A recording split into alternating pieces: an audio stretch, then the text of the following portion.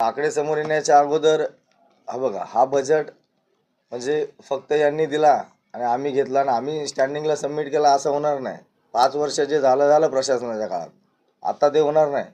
आम्ही याच्यावरती आम्हाला पण अभ्यास करावा लागेल. तुम्ही काय केलं आहे? आज या बसेसचे ॲक्सिडेंट होतं, त्यांना मी सांगितलं 3 वर्षाचं ऑडिट पाहिजे आम्हाला.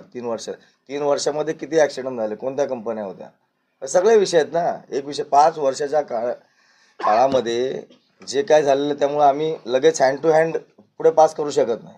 आम्हाला त्याच्यासाठी सर्व सदस्यांच्या सूचना घेणं गरजेचं आहे.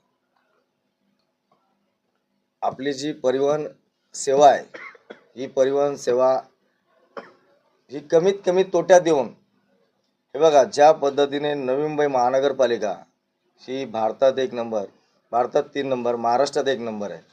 निश्चित त्याच याचा परिवहन उपक्रम आहे. मग हा 1 नंबर का होऊ शकत नाही? हे आम्ही जिद्द ठेवलेली आहे. आमचे 12 सदस्य जे आहेत ना, हे सगळे एक्सपर्ट आहेत.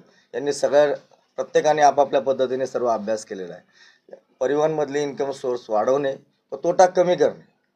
आता आम्ही 150 बसेस नवीन घेतोय, म्हणजे आमचा तो पण आता जो तोटा आहे तो पण कमी होईल. म्हणजे अशा आणखीन जाहिराती असतील किंवा काय काय करता येईल.